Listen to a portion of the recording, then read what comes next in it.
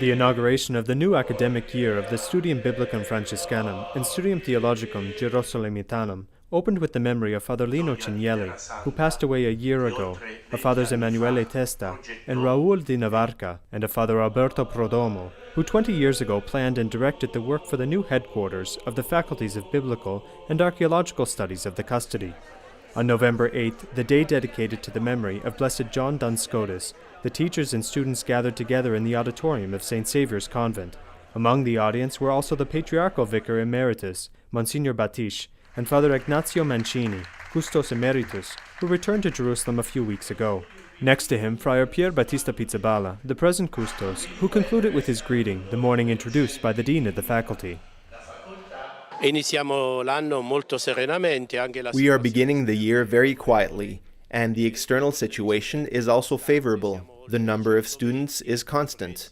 We have over 120, including students who belong to the seminary and study theology at St. Saviour's. And so it's a relatively significant number. More than 40 of them are moving towards the conclusion of their theological studies, and over 70 are working towards obtaining academic degrees, either the licentiate or doctorate, plus a group of extraordinary students and auditors. As for the lay people, either they aspire at obtaining an academic degree or diploma, or there are those who simply attend some classes.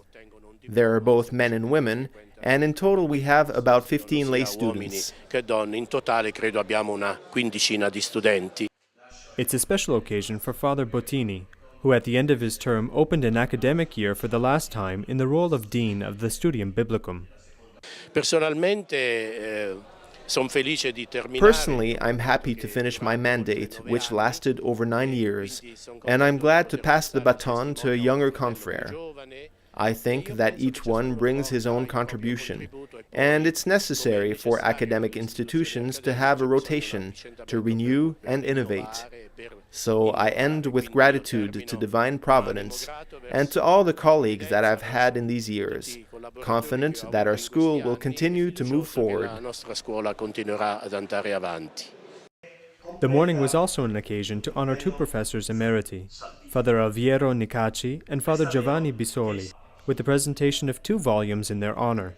The lecture was entrusted to Romano Penna, Professor Emeritus of the Lateran Pontifical University, and a frequent guest lecturer at the Studium Biblicum.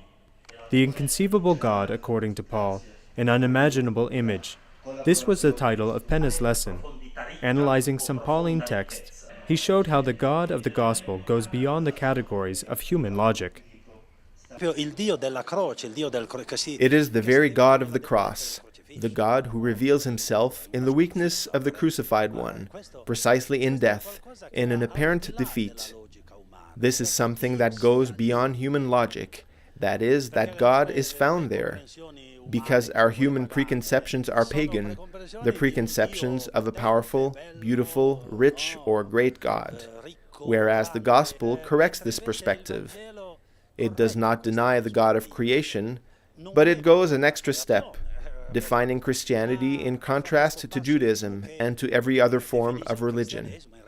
That is to say, God is found where you don't expect to find him, and this is an invitation to man, to the human person, to keep his eyes and ears open, because you can find God where you don't expect him, and in this way, the cross of Christ is something that is not guessable and very surprising.